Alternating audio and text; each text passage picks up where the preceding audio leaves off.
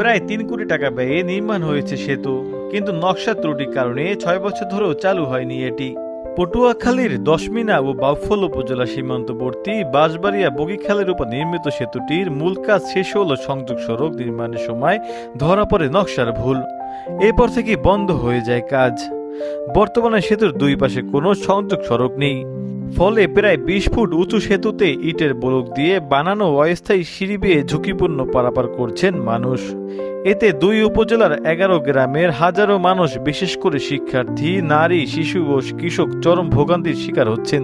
কৃষিপণ্য পরিবহনে বাড়ছে সময় ও খরচ। এলজিডি জানিয়েছে নতুন নকশার অনুমোদন হয়েছে।